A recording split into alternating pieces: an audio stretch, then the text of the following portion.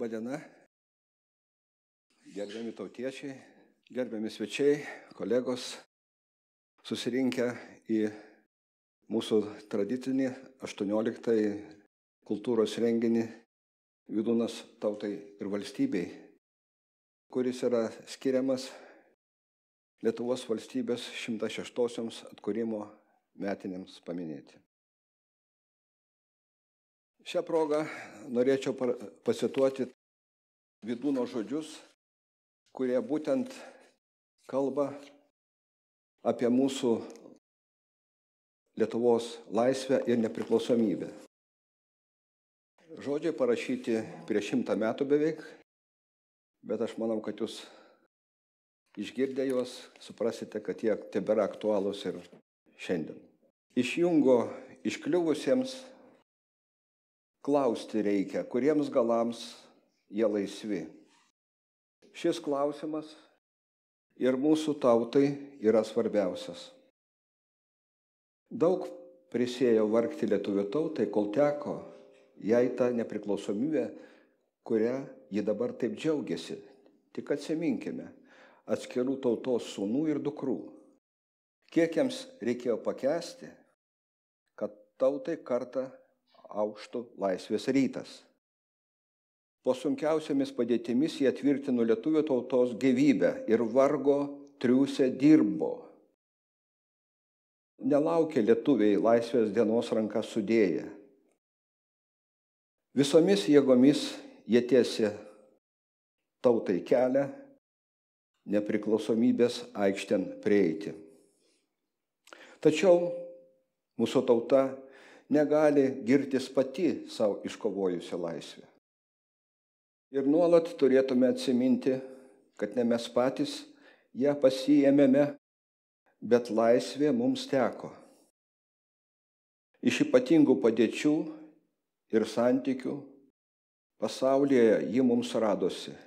Laisvė yra lietuvių tautai suteikta, berods ne žmonių. Reikia tai taip jau aiškiai ir kartotinai pasakyti. Vydūnas. Pasak Klaipėdos universiteto profesoriaus Algimanto Kirkučio, šie Vydūno prieš beveik 100 metų parašyti žodžiai verčia mus susimastyti apie tai, kas vyko Lietuvoje ir Europoje prieš 33 metus ir kas vyksta dabar. Istorija turi savybę pasikartoti tik jau kitame savo spiralės vingyje. Visas Vydūno, didžiausio Lietuvos humanisto, filosofinis rašytinis palikimas prieštarauja dabartinės mūsų šalies vyriausybės vykdomai politikai. Vydūnas jau prieš 100 metų nujautė bėdas, į kurias mus veda godumas ir baimė. Atrodo, jo pasakyti žodžiai tebėra ypač aktualūs ir šiandien, teigia Algimantas Kirkutis, prieš 3 dienų atšventė savo garbingą 70 metų jubiliejų, dabar šiuo metu viešintis Indijoje prie vandenyno.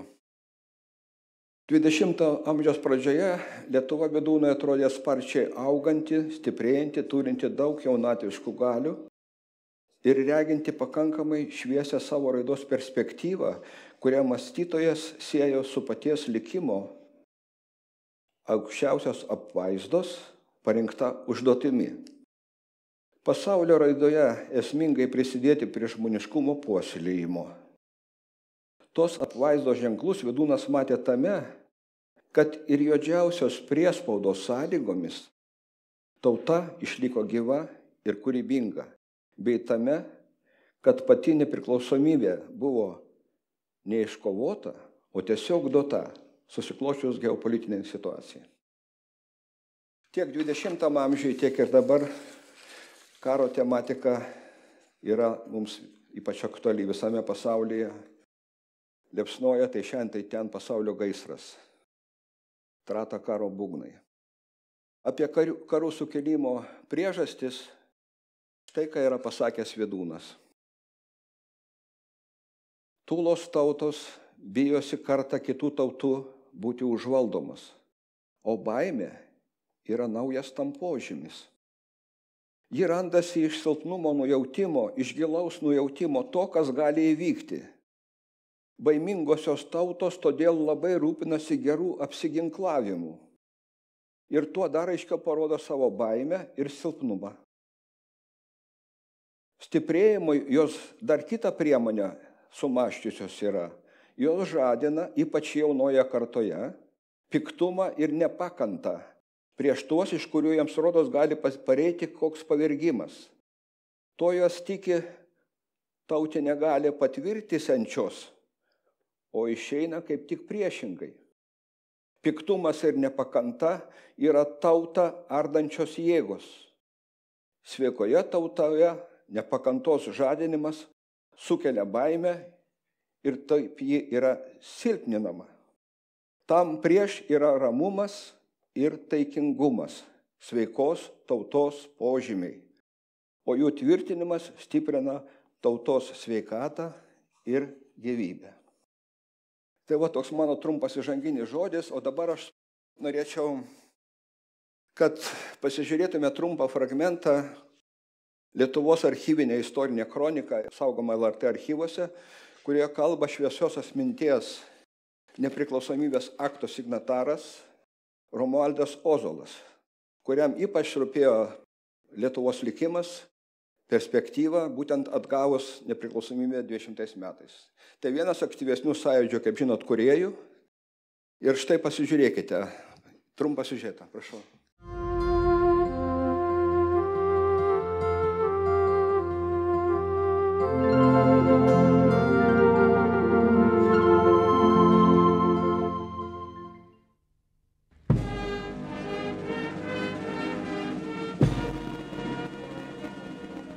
Svarbiausias idėjinis palikimas, kurį suformavo Pirmoji Respublika iki 40 metų, yra lietuviškasis pilietinis sąmoningumas, patriotizmas. KGB žinojo, ką tremia. NKVDistai žinojo, ką šaudo miškuose. Aš kartais abejoju, ar mes žinom.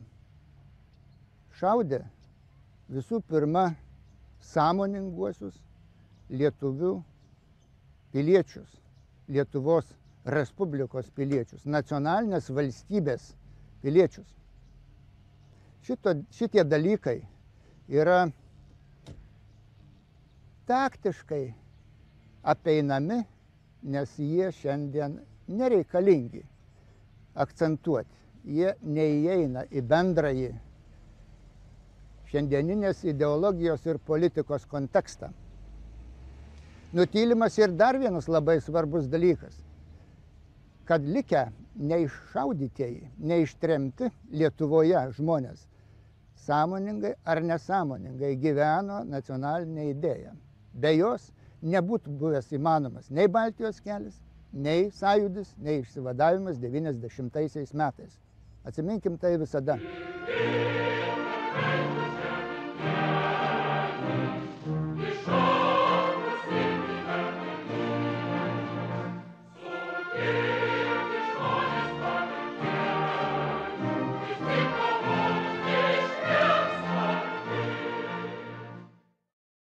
Kas vyko šitai salėj 88 metų birželio 3 dieną, Verkių mokslininkų rūmuose birželio 2 dieną, paskui 88 spalio mėnesį sporto rūmuose, man asocijuojasi su tomis lietuvių susibūrimo vietomis ir būreis, kurie vyko didžiojo Seimo metu, organizavimo metu. Tai buvo ir tada, ir mūsų laikais, 88 metais, didžiųjų vilčių metas. Kodėl po 22 metų nepriklausomybės Lietuva 40-aisiais buvo nulaužta į rytus? Kodėl po 14 metų nepriklausomybės dabar Lietuva buvo nulaužta į vakarus. Tie klausimai man šiandien neduoda ramybės ir iš tiesų visiškai priešingą kontrastą teikia tam metui, kurį pergyvenom tada ir kurį dabar galiu apibūdinti kaip tragišką didžiųjų vilčių metą. Atsakymą aš ieškau istorijoje. Kodėl Jogaila nuėjo karaliauti į Lenkiją? Kodėl bajorai pasirašė Liublino uniją?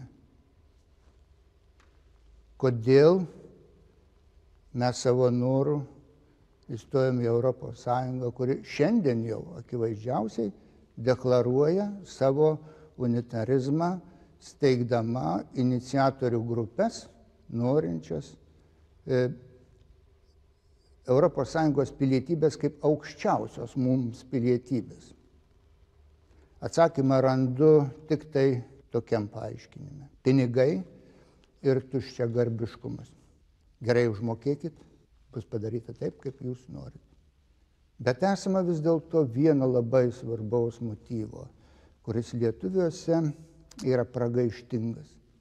Nepagarba protui, nepagarba išmanimui, supratimui to, kas vyksta su jais ir kas vyksta juose. Nei 1988-aisiais, nei, kas ypač įdomu, 90-aisiais metais mes neturėjome valstybės kūrimo vizijos. Kodėl? Ar ta linija irgi tradicinė?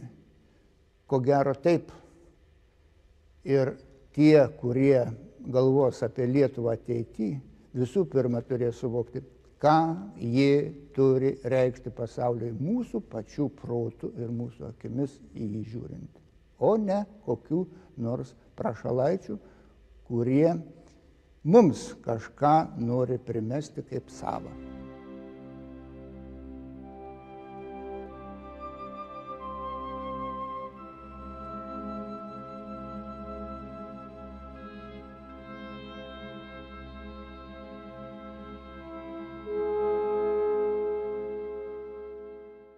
Matyt, šviesos atminties signataro filosofo gerbiamo Romualdo Ozolo įsakyti žodžiai apie Lietuvos valstybingumo raidą kelia rimtus klausimus apie tai, apie tautos laisvės reikšmę gerovės valstybėje. Matau, būtent tai tinka mūsų renginio proga susirinkimo. O dabar kviečiu Žemynos gimnazijos moksleivius ir Klaipėdos viduniečių klubo pirmininkę Sigutę Augutienę sugiedoti tautišką giesmę. Prašau.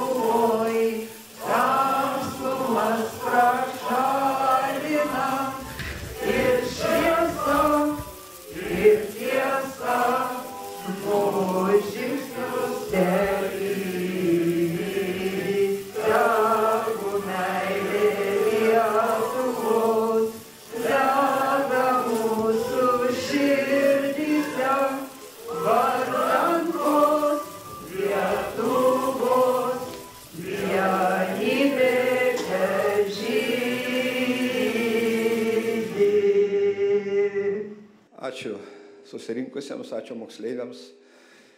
giedotojai Sigutė Augutienė. Dabar sveikinimo žodį tars Klaipėdos universiteto rektorius, profesorius Artūras Rabadauskas.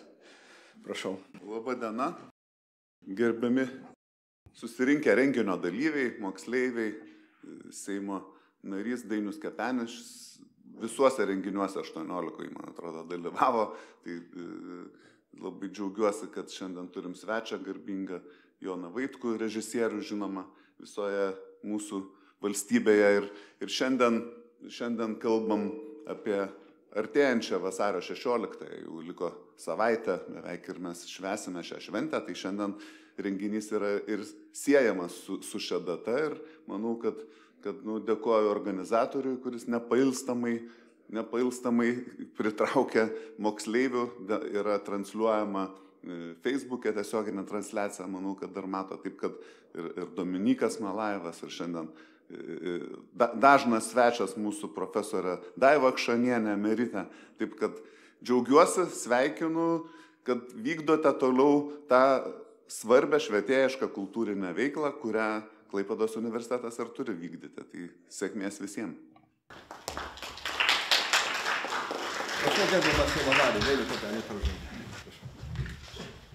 Mėly bendražygiai Vydūno bičiuliai, kurie čia jau tikrai susitinkam kartą 18. Labai ačiū gerbiamas rektoriui, gerbiamas maestro režisieriui Vaitkui, Andriui, filosofui, gerbiamam bičiuliai, profesoriui ir profesoriams.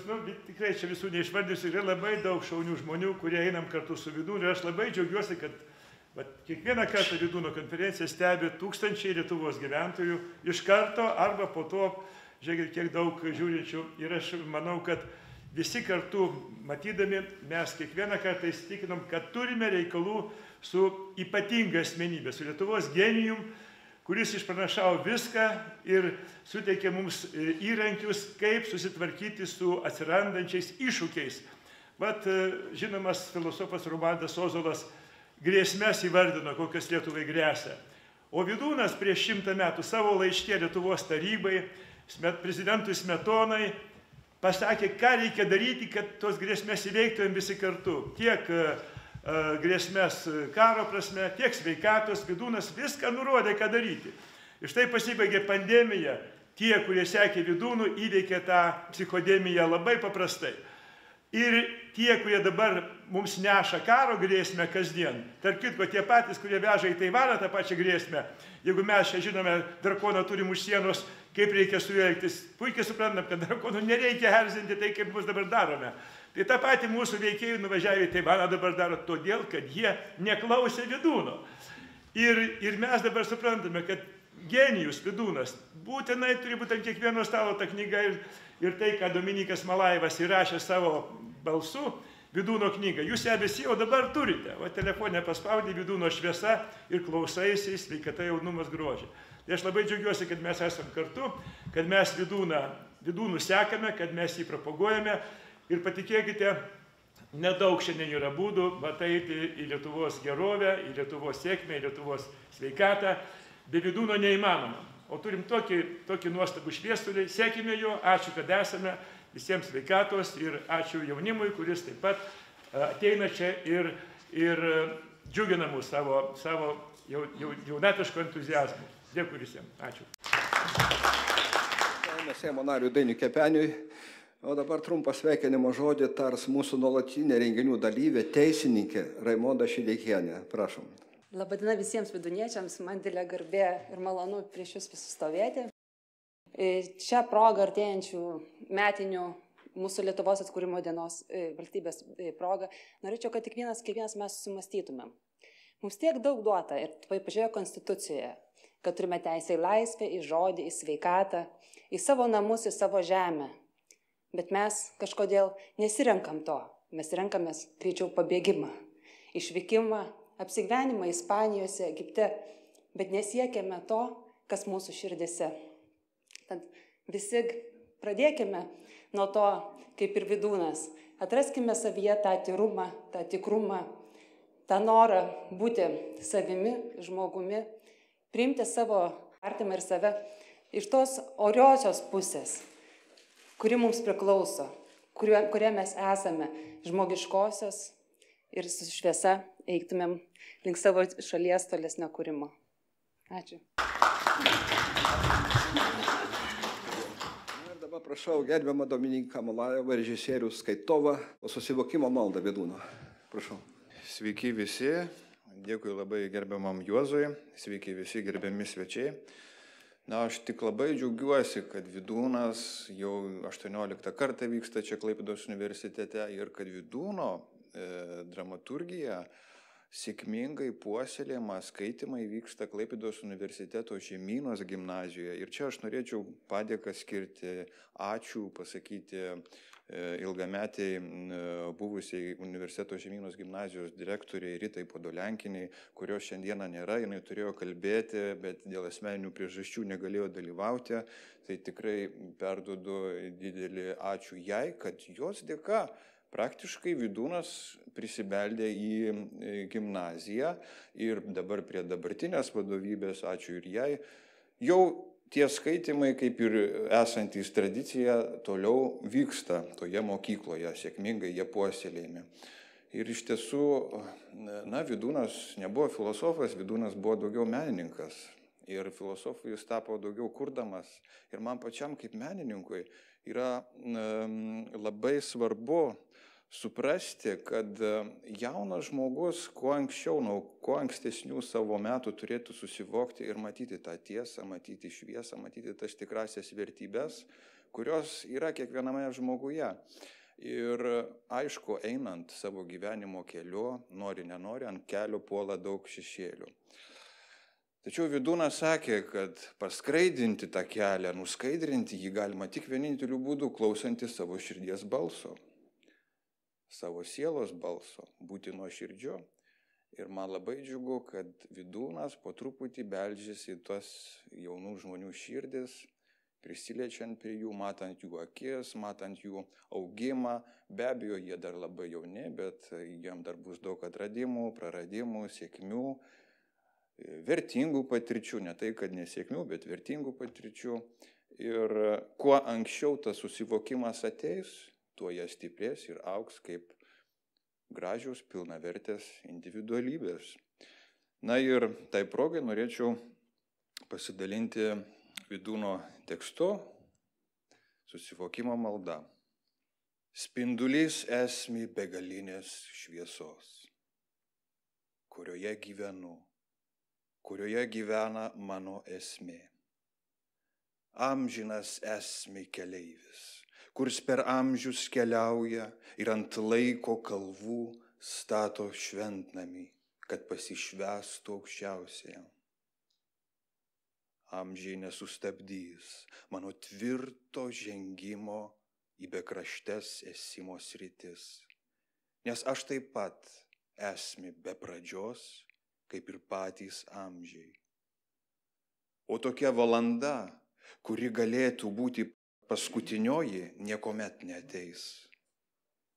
Tik mano kūną kars kartą paplėšia mirtis, bet aš nepasiekiamas amžių srovėms, geriu iš amžino jaunumo šaltinio, nepalaužiamas mano pasiryžimas ir savo drąsos bei tvirtumo galia aš pasiekiu amžiną į slėpinį ir susivokiu slėpiningoje aukščiausiojo gyvybėje, iš kurios amžinai šviečia galia, išmintis, meilė. Taigi susivokimo malda, tekstas redaguotas Rimos Palienskaitės, o dabar norėčiau pakviesti Klaipėdos universiteto Žemynos gimnazijos moksleivius paskaityti ištrauką Mūsų jaunimo pašaukimas, ištrauka iš Rimos Palienskaitės knygos Vydūnas, kaip tapti saulėtu žmogumi. Jaunimas pašauktas siekti tauriausio žmoniškumo, kuris reiškiasi lietuviškais savumais. Man dar vaikystėje atrodė, kad lietuviai yra ypatingo kuklumo, didingumo žmonės. Tokį įspūdį man padarė tėvų bičiuliai lietuviai. O dabar aš dažnai to pasigendu. Tenka gana dažnai pastebėti, kaip kai kurie ką nors pasiekę jauni lietuviai giriasi, kad ir visa pamiškė aidi. Jiems turbūt atrodo, kad jie esą kažin kokie antžmogiai, kuriems nėra lygių. Visai neapsakoma, ką jie padarysia, ką nuveiksia, tarsi jie būtų išskirtinės pasaulio galybės. O stebint, kas sudaroma, aiškiai, kad jie tik tai kartoja, ką iš kitų tautų yra išmokę, o ne kaip reikėtų, būtent savaip ir saviškai. Jie kalba ir veikia kaip kitos tautos žmonės. Labiausiai tai paaiškėjo jų požiūrį į kitos, nemėgstamos tautos žmonės, kai tiesiog pamėgdžiamas jų elgesys. Kartais jie beveik kaip parenė, šmeižia, peikia, net pikžodžiauja. Mums tai nepridera. Turime būti esmingi žmonės ir taip likti didingais lietuviais. Daug apie tai reikėtų pasakyti. Visose gyvenimo srityse galime reikštis arba savaip, arba prisimenant kitų tautų būdą. Žinoma, mums labai reikalinga mokytis iš kitų, kuriems buvo lemta ilgus amžius savaip darbuotis, kurti savo gyvenimą ir savo gabumais auginti savitą kultūrą. Ir taip žmonijos gretose reikštis būtent savuoju žmoniškumu. Mums taip nebuvo lemta. Ir tik dabar esame tam pašaukti. Ir paklusdami pašaukimui mes sėkmingai reiškiamės. Todėl, kai kurie didžiavosi neapsvaiginti, kitų tautų žmonės nešykšti mums pagirimo žodžių. Taigi, galime pasidžiaugti. Tik darykim tai lietuviškai, būtent kukliai, didingai, taigi nesigirdami, negudraudami, neplepėdami, bet pasistengdami kuo esmingiau ir nuolatos šviesėti, tvirtėti, taurėti. Pažvelgi tai, kas pasiekta, tyliai, tiesiog šventai susikaupę, pasidžiaugkim ir tuo pat žvelkime priekinį tai, kas dar siektina, juk to yra begalė. Mat, mes turime spręsti ne tik daiktiškus, o su paties žmogaus gyvybingumu susijusius uždavinius. Tad ženkime su pasišventinimu vykdyti to, kam esame pašaukti. Tada to jau numanysime, koks uždavinys šiuo metu svarbiausias. Visame pasaulyje įvyksta visokios nelaimės ir susiliepsnoja net neapykantos gaisrai. Jie kurstomi tariamais, elektromagnetinėmis bangomis perduodamais žodžiais ir rašytomis, laikraščių skleidžiamomis žiniomis. Kurstoma didžiausia neapykanta. Piktumą pareiškus vieniems, kiti atsiliepia dar smarkiau. Tik pamanykime, kaip jie nejaučia, kokie jie menki. Taip elgdamėsi jie nesijaučia pažeminant į save. Jiems net atrodo, kad piktai atremdami kitų blogumą ir kitų nelabų žygius jie apreiškia didingumą. Skelbia kitų blogumą jį net išpūsdami. Vadinasi, dar meluoja. Ir nejaučia, kokie jie vargšai, kaip labai jie nusideda žmonijai.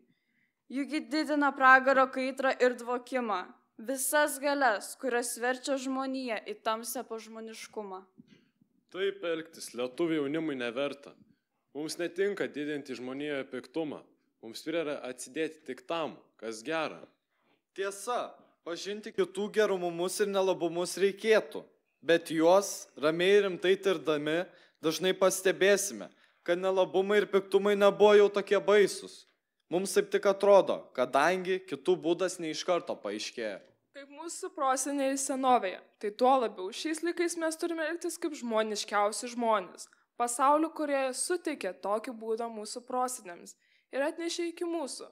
Todėl turime nuo jo nukrypti, o ko labiau jį dar ryškinti. Taip mes liksime kūrėjoje, jo valioje ir galioje. Suvokę esantis visų lietuvių gyvume, gyvensime ir aukščiausioje meilėje.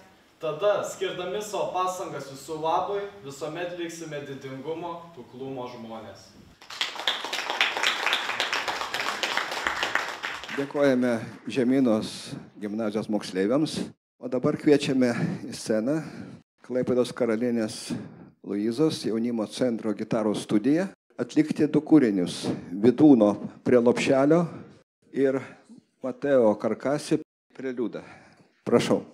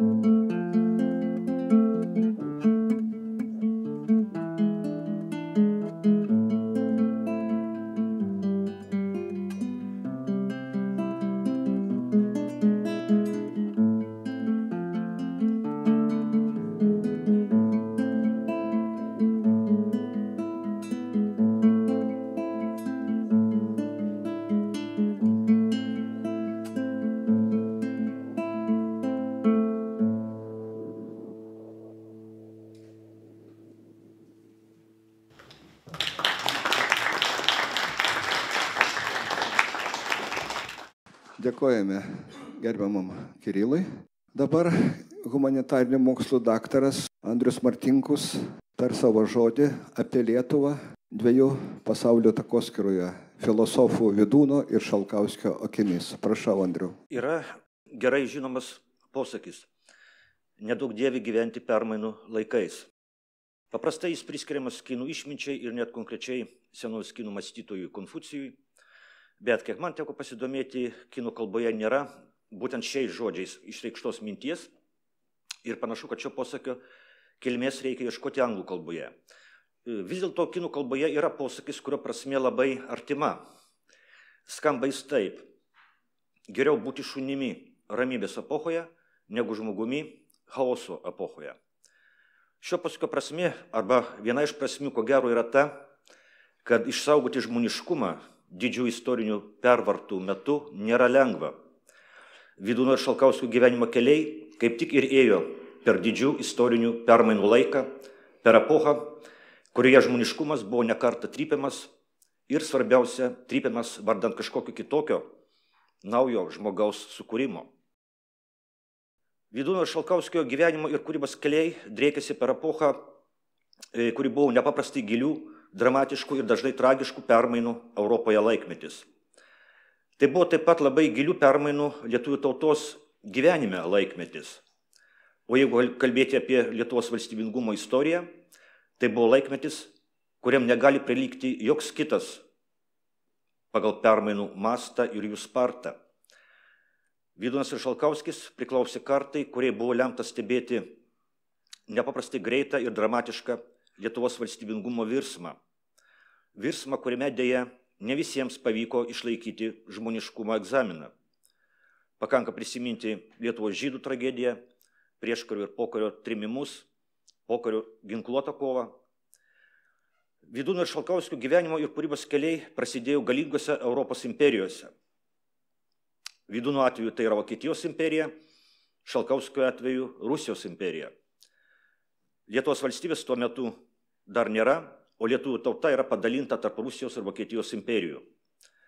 Didžioji Lietuva yra Rusijos imperijos vakarinis pakraštys, mažoji Lietuva yra Vokietijos imperijos rytinis pakraštys.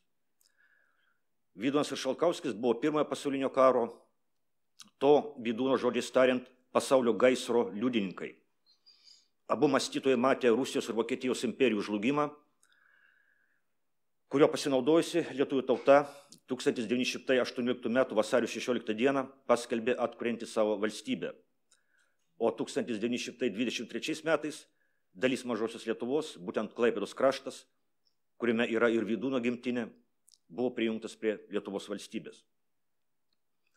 Vydūnas ir Šalkauskis matė, kaip buvusiose Vokietijos ir Rusijos imperijose įsigali politiniai režimai ir ideologijos pasiryžę traiškyti žmoniškumą vardan naujo, jų požiūrių tobulesnio žmogaus sukūrimo. Abu mąstytojai matė nepriklausomos Lietuvos valstybės pabaigą 1940 metais. Šalkauskio kelionė šioje žemėje baigėsi vokiečių okupacijos laikotarpiu 1941 metų pabaigoje. Vydūnui nebuvo lemta mirti tėvynėje, jis mirė Vokietijoje 1953 metais, matė nacių režimo žlugimą ir šaltojo karo tarp vakarų ir tarybų arba Sovietų sąjungos pradžią. Čia kalbininkai sako, kad galima sakyti ir taip, ir tarybų, ir sovietų. Tai aš toliau vartosiu lietuvišką žodį tarybų. Nepriklausomos Lietuvos valstybės tuomet jau nebėra, turiu omenyje Vydūno mirties metus, o lietuvių tauta vėl yra padalinta. Tik dabar lietuvių tautos dalis skiria ne Rusijos ir Vokietijos valstybės sieną, o vadinamoji geležinė uždanga tarp kapitalistinių vakarų ir socialistinių rytų. Grįžkime prie posakio, nuo kurio pradėjome. Nedaug dievė gyventi permainų laikais.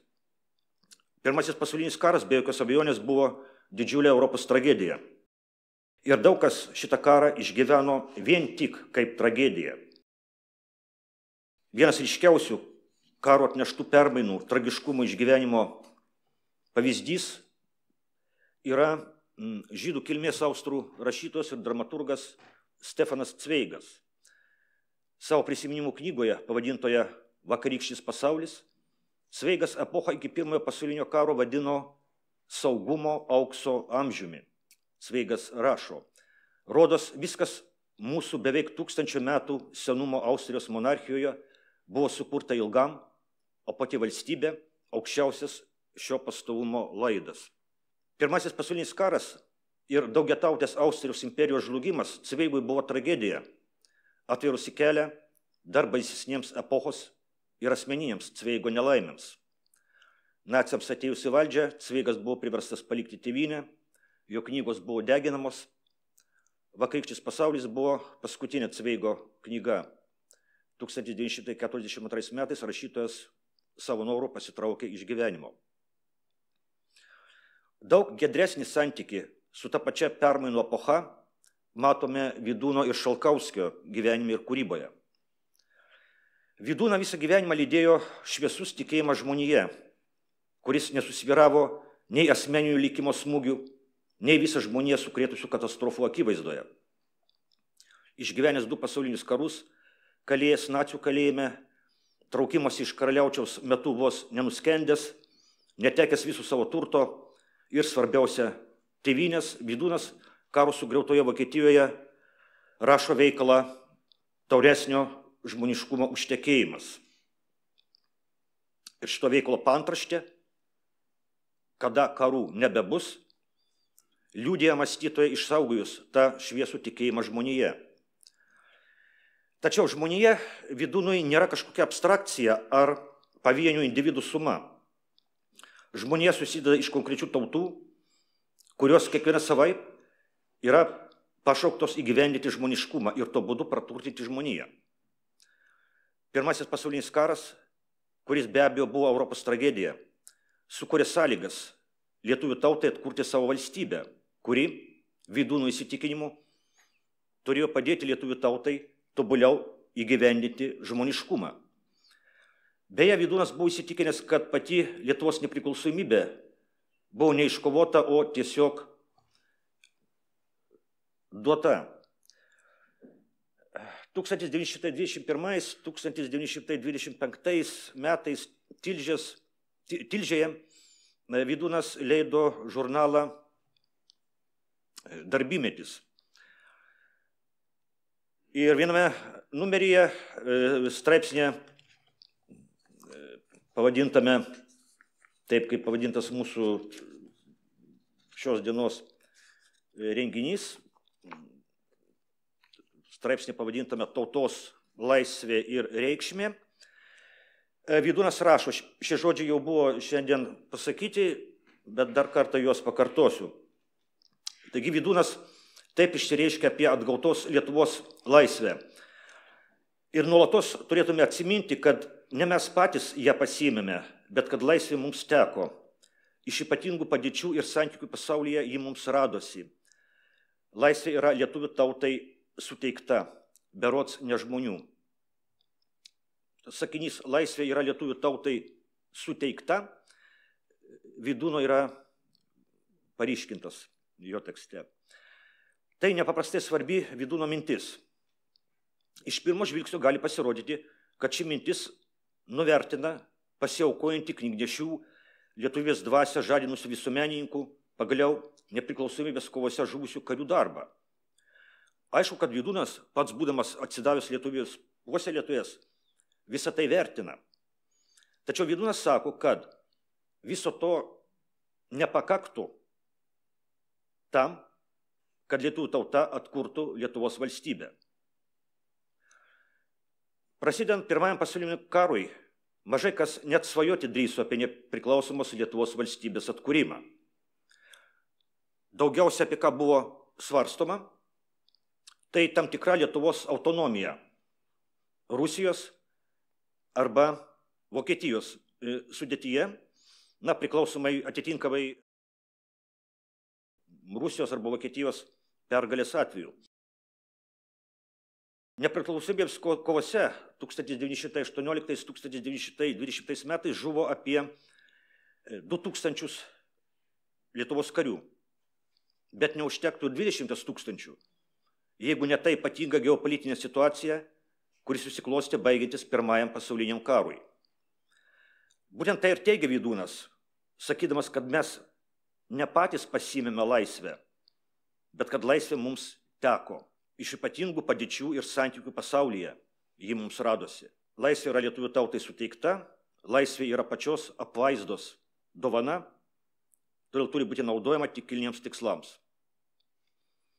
Ir pačios apvaizdos skirtas atkurtos Lietuvos valstybės tikslas, Vydūno įsitikinimu, yra prisidėti prie žmoniškumo stiprinimo žmonijoje. Labai panašus epochos išgyvenimas juntamas yra nuo meto Šalkauskio kūryboje. 1917 metais, tai yra dar iki Lietuvos nepriklausomybės paskelbimo, Šalkauskis parašė savo pirmąją knygą, pavadintą Dviejų pasaulių takoskyroje, išleista 1919 metais. Karas be abejo yra baisus dalykas, bet jis nėra vien tik tragedija. Šalkauskio citata. Būtent šio baisaus išmėginimo kainą pasaulis aiškiai supras ir tvirtai įsitikins, kad vien darnus laisvų tautų sugyvenimas gali laiduoti individų klestėjimą, o žmonijai taiką. Tai bus šio karo padarinys ir gražiausias laimėjimas, kad ir kažin ką manytų jį sukėlusieji. Laisva tauta bus jungtis tarp individo, vienišo dėl savo egoizmo, ir žmonijos pernelyg didelės ir užtat dažnai nesąmoningos bendrijos. Kaip ir Vydūnui, Šalkauskio lietuvių tauta ir Lietuvos valstybė turi pačios apvaizdos skirtą uždavinį. Šitas uždavinys yra sąlygotas Lietuvos geografinės padėties tarp dviejų pasaulių – rytų ir vakarų. Rytai Šalkauskio koncepcijoje yra ne tik Azijos civilizacijos, pavyzdžiui, Kinija, Indija, bet rytai yra ir krikščioniškiai rytai, tai yra stačiatikių rytai. Šalkauskis apvaizdos Lietuvai skirtą užduotį mato jau pačioje Lietuvos valstybingumo pradžioje 13 amžiuje. Šalkauskio citata. Siekdamas apsaugoti nuo rytų barbarų tai, kas vertingiausia vakarų civilizacijoje, ir apginti rytų civilizacijos lobius nuo vakarų barbarų, likimas teikėsi pakviesti į istorijos areną stabmeldžius lietuvius ir atlyginti už naudingą pagalbą, skirdamas jiems sulydyti civilizacijas, kurias jie taip gerai gynė. Tokia yra 13 amžiuje įsteigtos Lietuvos valstybės reikšmė. Gali kilti klausimą, kas yra tie rytų barbarai ir kas yra vakarų barbarai. Ar rytų barbarai yra mongolų totorių ordos, vakarų barbarai yra kryžiuočių ordinai pagal Šalkauskį. Išanalizavęs Lietuvos istoriją, Šalkauskis daro išvadą, kad, citata, norėdama gyvuoti ir klestėti, lietuvių tauta privalo savo politikoje ir civilizacijoje išlaikyti pusiausvyrą tarp rytų ir vakarų, o istorija rodo, kad jis sugebėdavo įveikti savo padėties sunkumus tokiu mastu, kiek būdavo įvykdoma šį sąlygą. Savo knygoje Šalkauskis daug dėmesio skiria Vydūno kūrybai, kurioje jungiami rytų ir vakarų kultūrų pradai. Šalkauskiui Vydūnas, kaip beje ir Čiurlionis, yra lietuvių tautinio atgimimo pavyzdys, įkūnijantis lietuvių tautos pašaukimą atlikti dviejų pasaulių arba veikiau dviejų pasaulio pusių sintezę. Na ir dabar, kaip šių Vydūno ir Šalkauskio minčių šviesoje atrodo dabarties Lietuvos tikrovė. Kalbėsiu, aišku, už save, niekam neperšu tų minčių, kurias dabar pasakysiu, bet kalbėsiu taip, kaip man atrodo. Pirmiausia, manau, akivaizdu, kad mes vėl gyvename permainų laikais ir tos permainos yra dar labiau globalios, dar labiau fundamentalios nei tos, kurios vyko prieš 100 metų. Prieš 100 metų pagrindiniai pokyčiai pasaulyje vyko Europoje. Europoje vyko pirmasis pasaulinis karas, žlugo imperijos, siautėjo revoliucijos, į valdžią atėjo režimai, skelbiantis naujo žmogaus ir naujos visuomenės sukūrimą. Bet prieš 100 metų Europa vis dar buvo pasaulio centras. Pasaulio centras, kurioje buvo maždaug nuo 18 amžiaus antrosios pusės. O mes esame liudininkai pasaulinio virsmo, kuriame vakarų civilizacija netenka tos dominuojančios padėties pasaulyje, kurią turėjo mažiausiai nuo 18 amžiaus antrosios pusės. Esame liudininkai pasaulio virsmo, kai kyla senosios rytų civilizacijos, pirmiausia Kinija ir Indija. Šiandien dar dažnai vartojamas terminas globalieji pietus, apimantis pirmiausia Lotynų Amerikos ir Afrikos šalis. Mes esame liudininkai ir kito pasaulinio virsmo, kuris yra ypatingai svarbus Lietuvai. Baigėsi epocha, kuri prasidėjo po Tarybų sąjungos žlugimo. Jinai baigėsi objektyviai, norime mes to ar ne. Dažniausiai ši epocha vadinama vienpolių pasauliu. Vienpolis pasaulis tai pasaulis, kuris turi vieną pagrindinį galios centrą, tai yra konkrečiai Jungtinės Amerikos valstijas. Vienpolis pasaulis pakeitė dvipolį pasaulį, tai yra pasaulį, kuriame buvo du galios centrai, Jungtinės Amerikos valstijos ir Tarybų sąjunga. Nekalbėsiu apie tai, ką gavo ir ko neteko Lietuva, būdama dvipolime pasaulyje, arba būdama Tarybų sąjungos sudėtyje, arba būdama okupuota Tarybų sąjungos.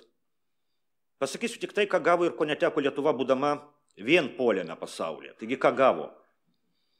Gavo tarsi nepriklausoma, lyg ir laisva valstybė. Bet ko neteko? Neteko trečdalių savo žmonių. Lietuvių tauta yra vienas sparčiausiai nykstančių tautų pasaulyje, tarp tų tautų, kurios turi savo valstybės. Būtų dar suprantama, jeigu lietuvių tauta neturėtų savo valstybės ir nyktų, tai čia būtų kaip ir liūdna, bet suprantama. Dabar lietuvių tauta turi valstybę, kuris skelbia, kad jinai yra nepriklausoma, ir šitą valstybę lietuvių tauta nenori būti. Jinai traukiasi iš istorijos. Vydūno ir Šalkauskio mintis iš tikrųjų buvo pranašiškos. Tai, ką Vydūnas sakė apie anuomet Lietuvai suteiktą laisvę, visiškai tinka ir kovo 11-osios Lietuvai. Taip, svarbus buvo 100-tūkstantiniai sąjūdžių mitingai, svarbus buvo Baltijos kelias, svarbus buvo 1991 metų sausio 13 pralietas kraujas, bet viso šito nepakaktų, jei neypatingos aplinkybės susiklosčiusios baigiantis šaltajam karui. Vėlgi, dar kartą galima pakartoti, cituoti Vydūną, ir nuolat turėtume atsiminti, kad ne mes patys ją pasiėmė, bet kad laisvė mums teko. Iš ypatingų padėčių ir santykių pasaulyje ji mums radosi.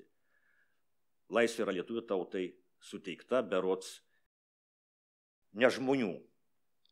O kaip kovo 11-osios Lietuva elgėsi su jai suteikta laisvė? Kai kurie žmonės, atrodo, su ta laisvė elgėsi taip, tarsi jie patys būtų ją pasiėmę, Vydūno žodžiais tariant.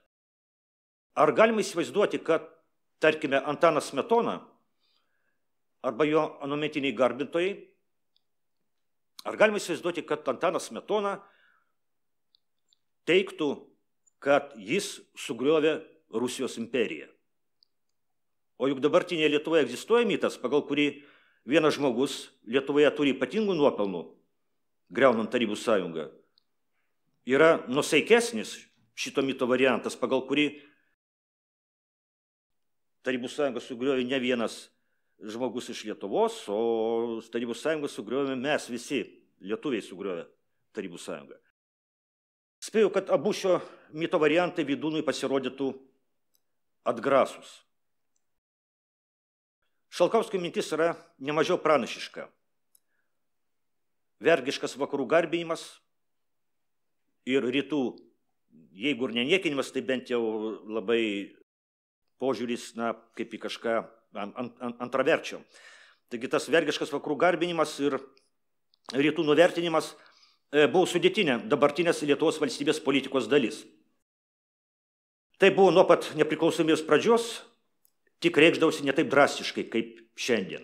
O šiandien, vėlgi aš pakartosiu, kad aš sakau tik tai, ką aš matau ir kaip aš suprantu, nebūtina su manim sutikti.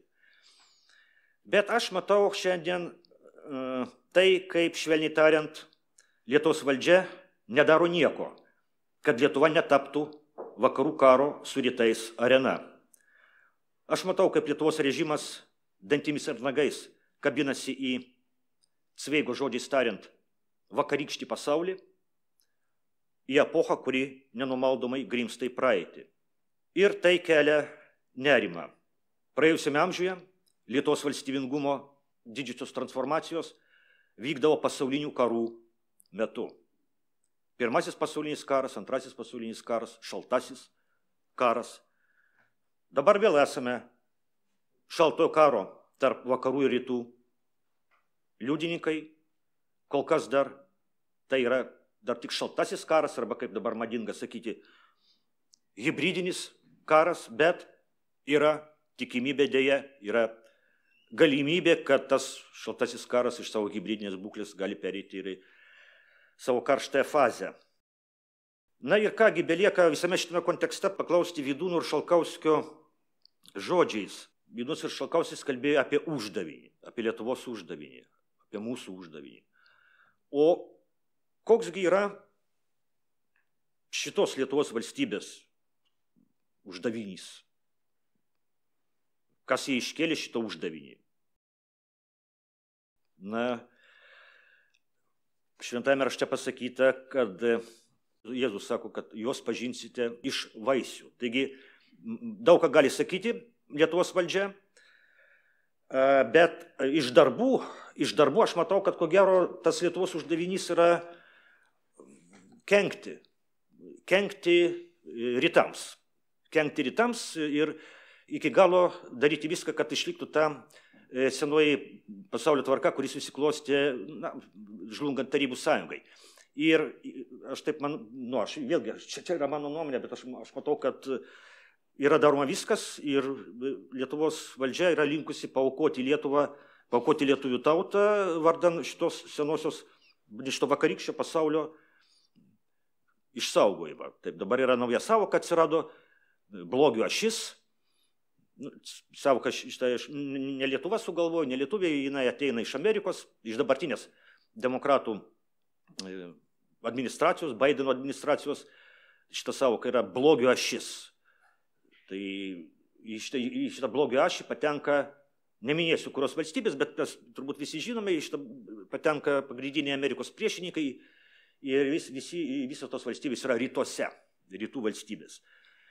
Ir panašu, kad pagal Lietuvos valdžios matymą, Lietuvos valstybės uždavinys yra būtent kovoti su šitą blogio ašimi ir jeigu lietuvių tauta išnyks šitoje kovoje, tai nieko tame tragiško nėra. Tai aš su tokia vizija nesutinku.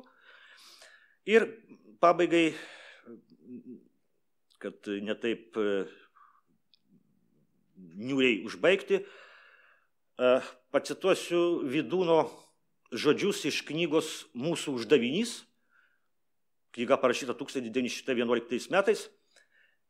Ir tai siejasi dar su Šalkausku, kadangi Šalkauskis savo knygoje Dviejų pasaulio takoskyroje irgi cituoja būtent šitą Vydūno vietą. Taigi Vydūnas rašo: Lietuvių tauta turi prisidėti prie bendrojo žmonijos kilimo. Ji turi įnešti į žmonijos gyvenimą tam ypatingus akstinus. Tik tuomet ji turi teisę išlikti. Tik tuomet ji yra gyva žmonijos šaka. Citatos pabaiga. Tai labai nepaprastai svarbi Vydūno mintis. Lietuvių tauta turi teisę gyventi, turi teisę būti istorija, bet tam ji turi turėti tam tikrų nuopelnų. Ji neturi šiaip savo egzistuoti. Ji turi įnešti į žmonijos gyvenimą tam ypatingus akstinus. Ir būtent šita rytų ir vakarų kultūrų pradų sintezė, Šalkauskio žodžiais tariant, taip pat pusiausvyros savo politikoje tarp rytų ir vakarų išlaikymas, Šalkauskio požiūriu ir yra tas indėlis į žmoniškumo žmonijoje didinimą, kuriam, pasak Vydūno, yra pašaukta atkurta Lietuvos valstybė. Na dėja, dabar mes matome, kad šioje srityje viskas yra labai blogai Lietuvoje. Na, bet tikėsimės, kad paties blogiausia neatsitiks ir apvaizda šitoje naujoje transformacijoje, pasaulio transformacijoje apvaizda bus palanki lietuvių tautai ir Lietuvos valstybingumui. Ačiū.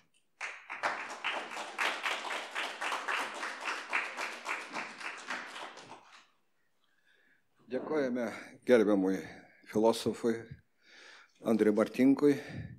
Jo apmąstymus pratęs nacionalinės premijos laureatas, kino ir teatro režisierius, pedagogas Jonas Vaitkus. Bet prieš tai pasižiūrėkite trumpą pokalbį, kurį kalbina Povilas Urbšys, vadinasi Link tiesos. Keletą minučių prieš pradedant maestro tarti savo žodį. Prašau. Šiandien XTV laidoje Link tiesos kartu su Lietuvos nacionalinės kultūros ir meno premijos laureatu, žymiu teatro ir kino režisieriumi Jonu Vaitkumi kalbėsime apie didėjančią žmogaus neapykantą vienas kitam, apie išguitą sąžinės balsą ir apie sudrėkusią ponę teatre. Labą dieną, maestra. Labą dieną. Malonu Jūs matyti XTV studijoje, mano gurų bare. Ir norėtųsi iš karto prieiti prie esmės.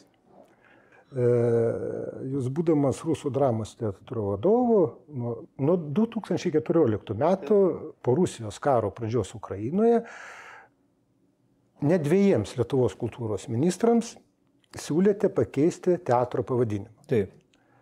Bet nebuvo tai išgirstas, o šių metų pavasarį... O turėjai išgirti Grybauskaitę. Bet šių metų pavasarį buvusi viceministrė prasitarė, jog tokiems pakeitimams būtų reikėjo plačios visuomeninės diskusijos ir anot jos užsienio reikalų ministerija buvo rekomendavusi nespręsti opių klausimų susijusių su rusų bendruomenė Lietuvoje. O iš VSD net buvo atėjusi informacija, kad Baltijos šalių nepriklausomybės šimtmečio proga planuojama rengti įvairių provokacijų. Todėl buvo rekomenduojama neaudrinti rusakalbių bendruomenės. Tad nenustebsiu, kad jūs tuo metu galėjote tapti tiek Rusijos, tiek ir mūsų valdžios taikiniu. Dabar pasikeitė laikai, su trenksmu pavadinimą pakeitė, vakarykščiai apsidraudėliai dabar lenktyniauja, demonstruodami savo radikalumą, ypatingai kultūros srityje. Tai gal dvasinės inteligentijos trepnės šaknis glūdi mūsų inteligentijos pasitaikėliškume? Yra ir to, bet to, kaip čia pasakyti, kadangi partizanų ten apie 20 000 gal daugiau yra žuvę, jų tarpe buvo daug šviesuolių, rėmėjų irgi buvo daug, kurie rėmė tą judėjimą. Ir ne veltui čia nebuvo daug tų okupuotos valdžios atstovų, kadangi jie bijojo čia važiuoti ir tas pristabdė truputėlį. Bet kadangi išliko po atgavimo nepriklausomybės ta didžioji masė tų atstovų, kurie spaudė, naikino tą inteligentiją, kurie vežė, trėmė, kurie įvairiais būdais žemino, tai išliko viskas tas pats. Tai vadinasi, ir ta baimė pasėjo. Tai ta politika, jinai visur išplito, kadangi buvo kam ją propaguoti. Visuose svyruose, televizijoje, spaudoj, visur jie buvo. Taip, bet čia mes kalbame apie praeitį. Kokią praeitį? Čia dabar yra. Okupuota Lietuva kada pasidarė? Kada? Po nepriklausomybės paskelbimo. Argi nematėt, kaip elgėsi jie? O kaip jinai pasireiškia? Kodėl jūs įvardinote okupaciją? Todėl, kad buvo okupuojamos nuomonės, veikiami visi vadovai.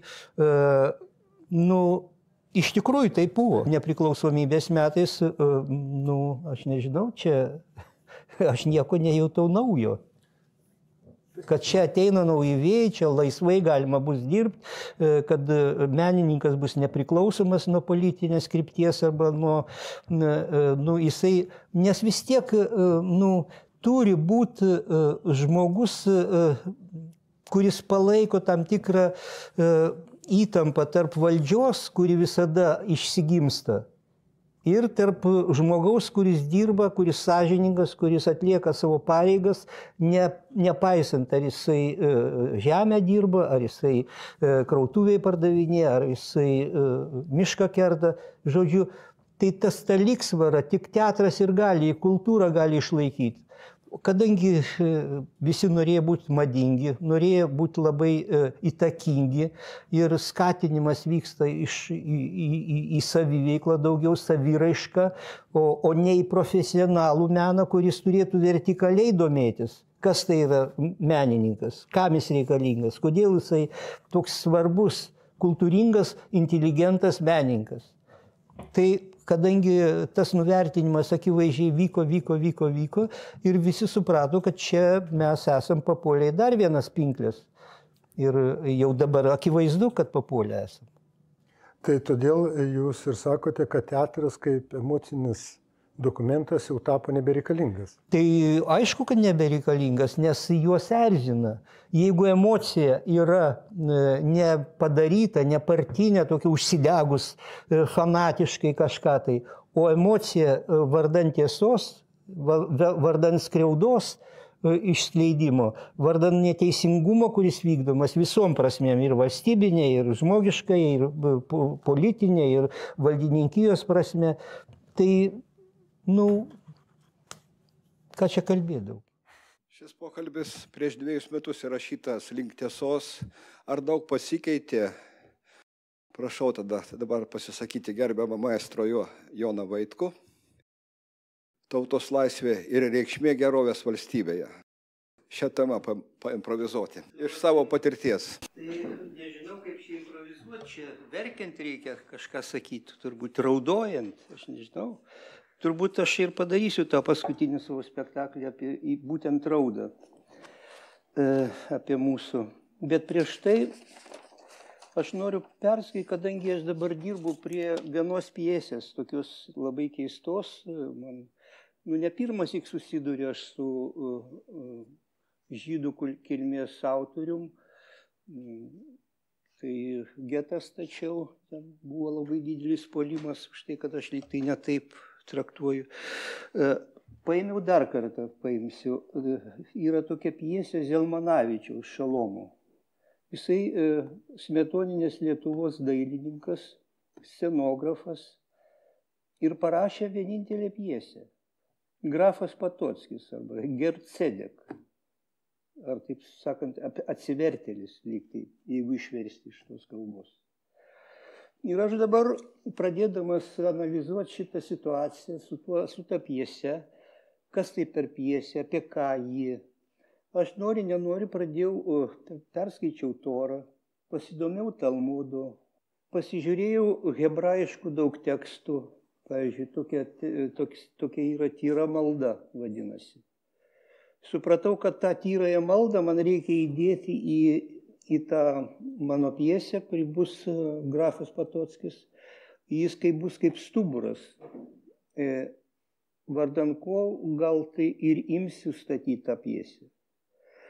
O kad tai stuburas, tai man pasirodė, kad kai aš pradėjau domėtis, tos visos religijos yra vis tiek apie žmogų. Jo problemas. Ir kodėl visos religijos vis tik tą temą gvildena. Vis įvairiai, savotiškai, bet nori, nenori, žmogaus problema yra centre. Ir dabar ta tyroji malda, aš noriu jums paskaityti vieną labai 4 sakinukus. Čia, aišku, neskaityti, aš kitassyk, jeigu jau statysiu spektaklį, aš pats paraudosiu tą maldą. Dabar aš neraudosiu.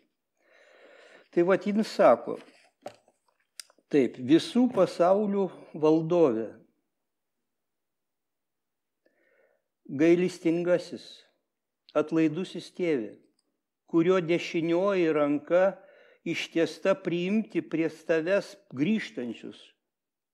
Prie tavęs grįžtančius. Sukūrė žmogų su 2 pradais. Trauka gėriui ir trauka blogiui.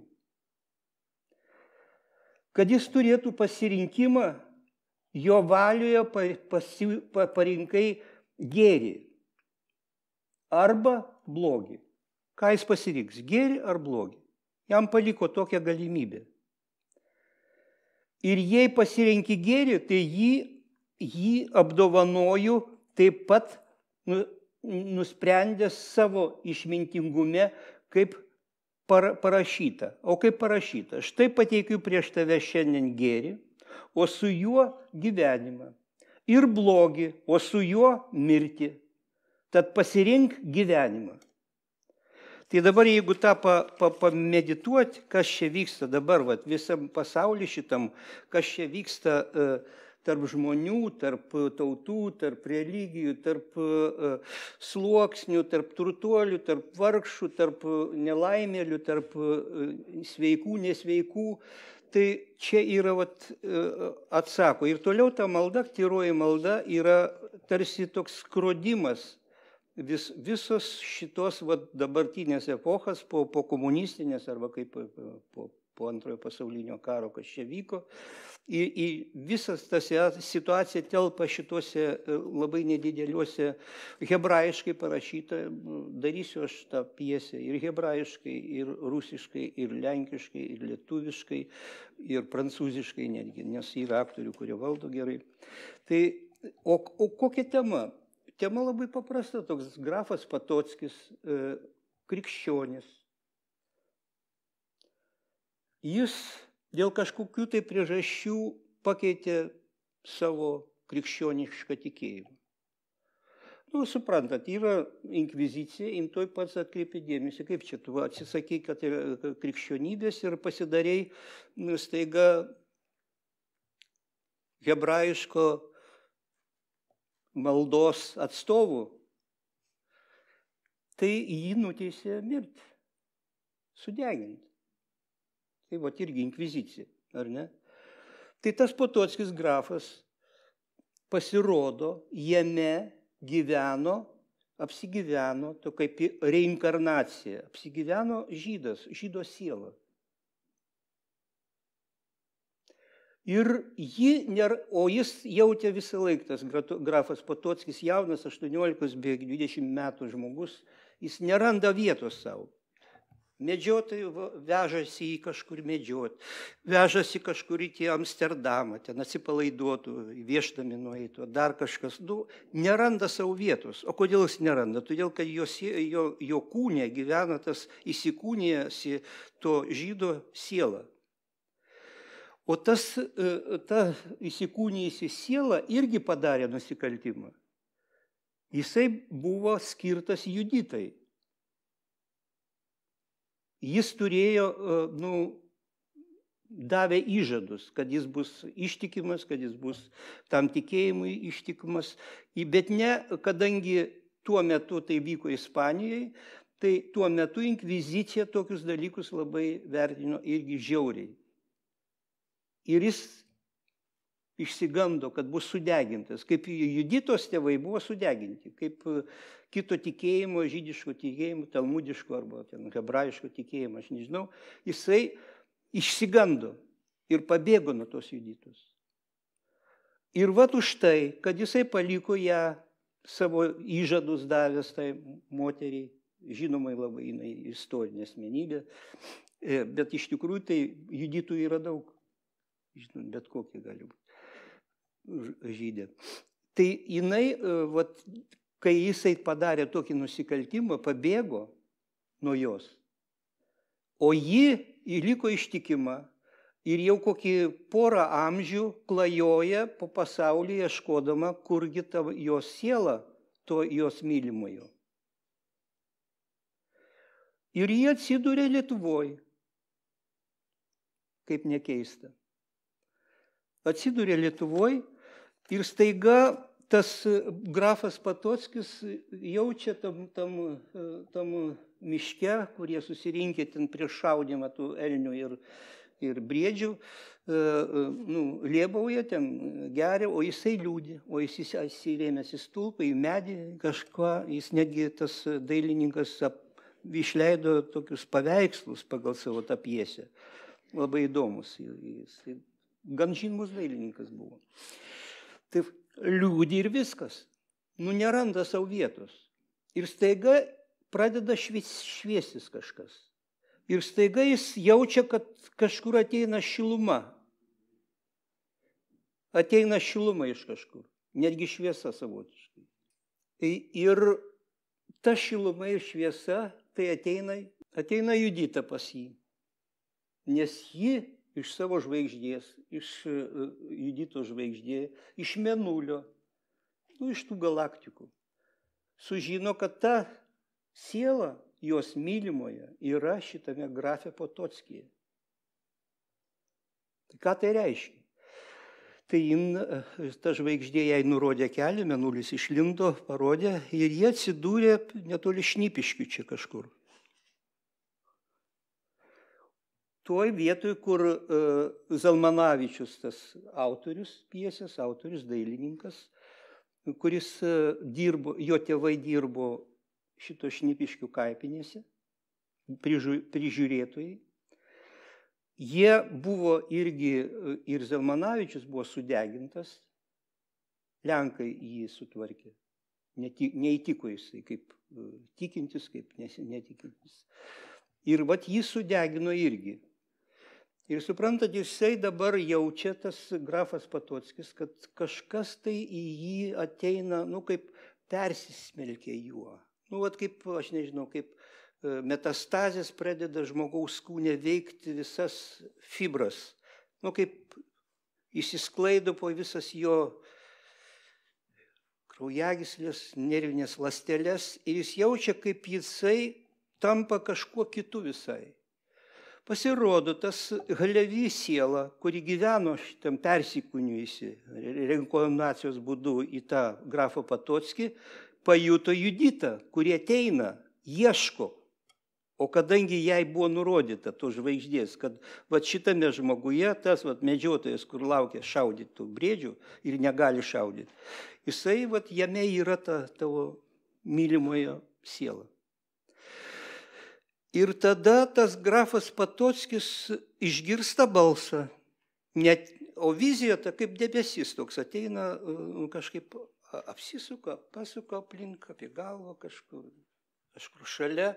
Ir jam sako, aš suprantu, kad tau labai sunku, sako, bet aš atėjau apvalyti tavo sielą, aš atėjau padėti tau. Ir ta prasme tą žvaigždę, tą Juditą atlydėjo Pernuelis toks, Pernuelis. Angelas, baltasis angelas, kuris rūpinasi kaip žmogaus Dievo veidas, rūpinasi žmonėmis nelaimingais, kurie siekia gėrį. Ir dabar jinai, tą Juditą, pažadino tą žydą sielą, kuri yra tame krikščionėje. Ir sako, tu žinai, kad tavyje gyvena visai kitas žmogus, kita siela, jis kankinasi ir tai yra mano mylimasis. Ir aš tau tik galiu palengvinti, bet tu turi ryžtis tam palengvinimui. Tam tikram aktui tu turi ryžtis. Jeigu tu padėtum jo sielai, tu kartu padėtum ir savo. Sako, tai jeigu tu ištikimas, jisai, sako, turėsi eiti ir perimti kitą tikėjimą. Grafui Potockiui, sako. Tu perėsi į tą Talmudo, tą Toros tikėjimą, tą tikrąjį tikėjimą, kuris yra ganėtinai panašus į Senąjį testamentą, į visus tos mūsų irgi tikėjimus. Tai sako, jeigu tu ryšis tą padaryti, tai tu išgelbėsi ir jį, ir man padėsi, ir tau bus kaip išrišimas, kad tu nustosi liūdėti, tu pradėsi jau save kaip žmogų. Ir ką, ir jisai padaro tą dalyką. Jisai priima judaizmo tą tikėjimą ir už tai jį sudegina. Ir ten visa istorija, kaip motina ateina perkalbinėti jį, kodėl jis keičia tą tikėjimą. Jis niekaip negali paaiškinti nei mamai, nei artimiesiam, nei krikščionims, taip ta prasme. Nu, ir jisai sako, kad mano likimas toks. Man žvaigždė pasakė, kad aš turiu padaryti tokius tom dalykus, kad išpirkti savo kaltę, kadangi jis irgi jaučia tą kaltę, ką jaučia tas Helevi, jame gyvenanti dvasia žydų. Nu ir jisai atsisako paklausyti mamos, atsisako draugų paklausyti, tėvų, į aukštuomenę supuolė, kaip čia dabar, krikščionis eis pakeisti tikėjimą. O tuo metu čia vyko maždaug 1700 metai, maždaug tas vyko, tas visas ta istorija apie grafą Patockį. Nors į legendą yra tikra, yra tokia. Na ir vat tada jisai atsisakė ir jį nuteisė sudeginti, tą grafą Patockį. Nieks jį neįkalbėjo. Ir taip jis padarė, kad jis nelaukdamas, kol atskambis varpai, kol jį bandė ten ištraukti iš to, net karaliaus leidimą gavo, važiavo, motina ten prašė, kadangi Patockiai buvo ganėtinai garsus, kaip krikščionis, kaip visom prasmėm ir labai turtingi. Bet nieko iš to neišėjo. Jisai nesutiko.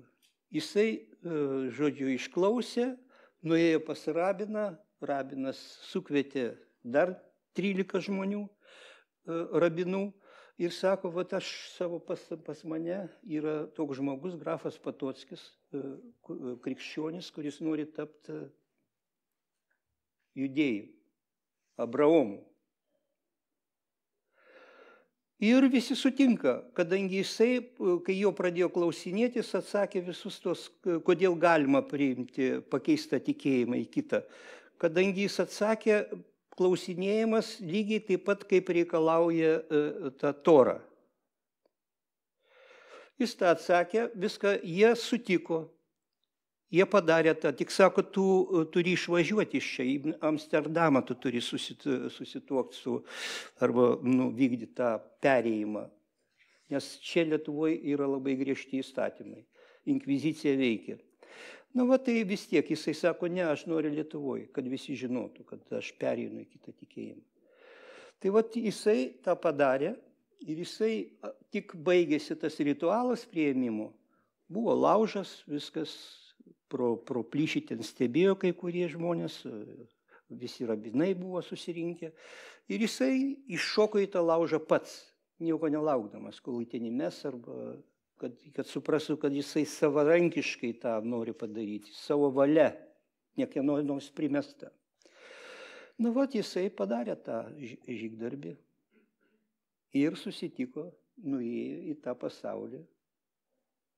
Ir nežinau, kaip ten toliau, bet jis nuėjo, jis įvykdė tą savo duotą pažadą tai Juditai, jos tėvam, jos tikėjimui. Tai va tokia pjesė. Čia įverta dėmesio ta prasme, kad jinai netikėtai sujungia labai daug supratimo apie kas tai yra religija, kas tai yra tikėjimas, kodėl jisai yra labai svarbus ir ką tai reiškia pati bažnyčia kaip po tokia, kaip gali išsigimti tikėjimas. Nes, kaip žinot, krikščionybė irgi išsigimė, kai jinai patapo kažkokios valdžios valstybės religija, viskas, jinai pasidarė tarnaitė valstybinė. Ir ne veltui labai daug nesusipratimų vyksta toj bažnyčioj, ir krikščioniškoj, ir kitoj. Taip kad ta pjesė, man atrodo, verta pamastymui. Ir kai aš perskaičiau tą tyrąją maldą, tai Ir kai pradėjau domėtis vis tiek tais visais mūsų ir kunigų gyvenimu, ir krikščionių gyvenimu, ir tie pirmieji krikščionys, kurie buvo deginami, irgi žudomi, nepriimami, tai man pasirodė, kad čia yra problema tame, kad žmogus gimdamas, jisai neša savyje du pradus. Va čia ką sako. Tyrojų maldoj, du pradus. Jis neša žmogėdros geną, gyvuliškai geną ir žmogiškai geną. Tai vat ir jis turi pasirinkti, kurį jis ima, su kuriuo jis eina.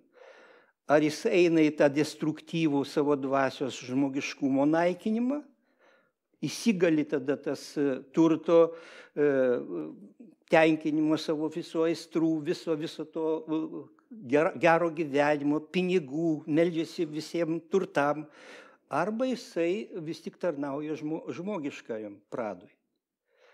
Tai kaip matom dabar, tas pradas žmogėdriškasis, jis taip įsigalėjęs dabar aplink visose skilyse, pradėt nuo televizijos, baigiant teatru, literatūrą, kokią tik norit, paimkit sferą, 15 partijų pas mus yra.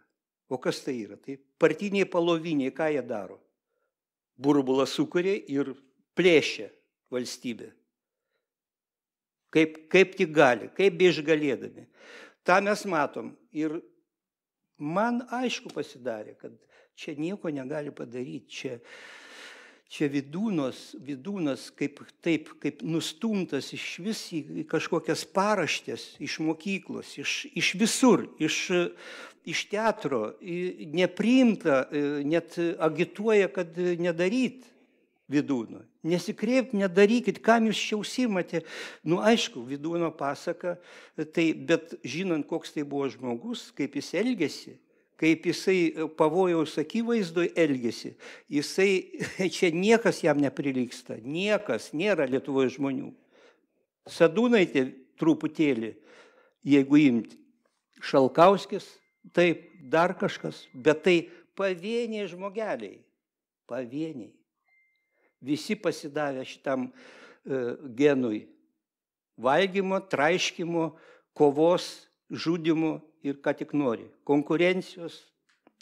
Taip, kad mums išeities beveik nėra, kadangi visas tas gyvenimas jau man irgi, aš noriu irgi savo apibendrinti tą gyvenimą ir savo pasakyti, kad jau užtenka, tai dar pasakysiu tą, jeigu dar leis, dar irgi neaišku, kaip čia bus, bet aš tą pasakysiu, padarysiu.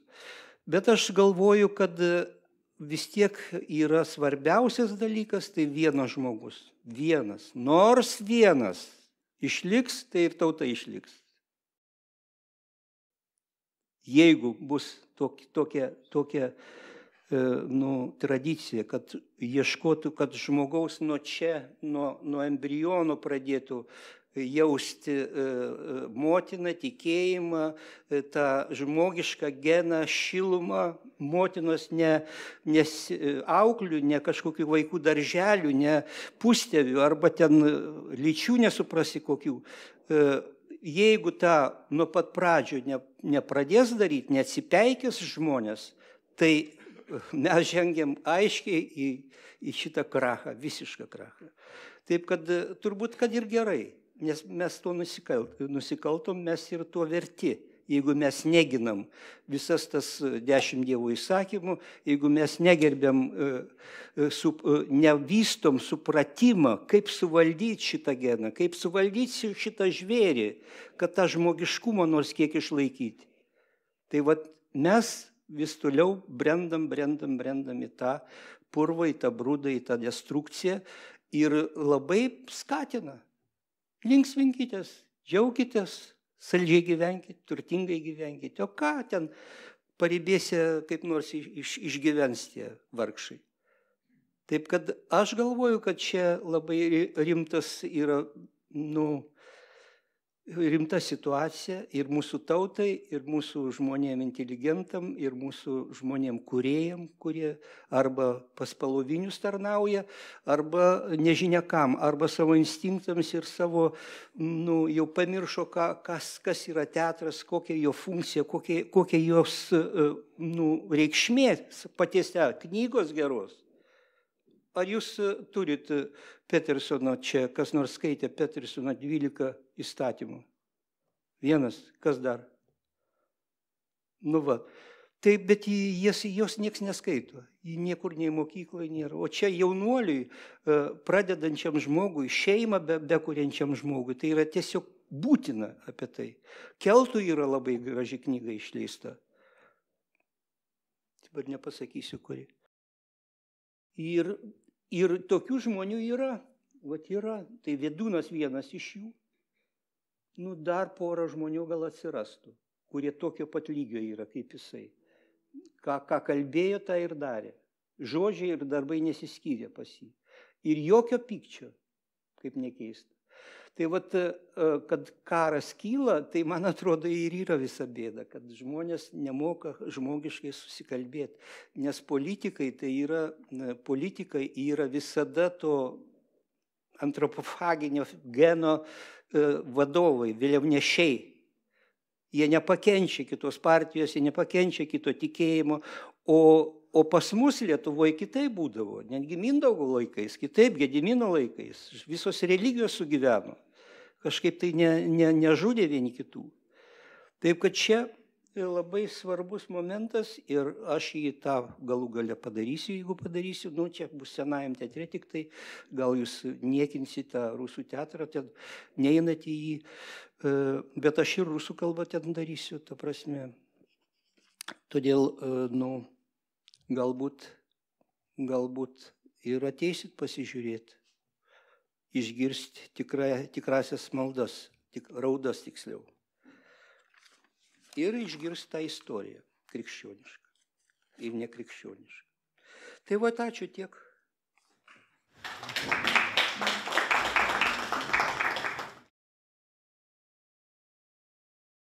Tokie rimti pamastymai maestro Jono Vaitkaus atsispindi taip pat ir jo sukurtame Kauno dramos teatro spektaklyje Nesau žmonės, kuris jau šią vasarą, birželio mėnesį, yra derinimas detalės, bus atvežtas į Klaipėdos muzikinį teatrą naująjį. Taip, kad visus čia esančius ir žiūrinčius mus kviesime į Jono Vaitkaus spektaklį Nesau žmonės, Vydūno būtent kūrybos motyvais, kuris būtent šitą tematiką valstybės atkūrimo dienos proga. Taip, viskas tenais yra. Dabar jau tikrai baigiamasis akcentas, kviečiu Klaipėdos Karalienės Luizos jaunimo centro gitaros studija atliks 2 kūrinius. Aba, Aš turiu svajonę ir Vydūno lietuvių giesmę. Prašau, gerbėmieji.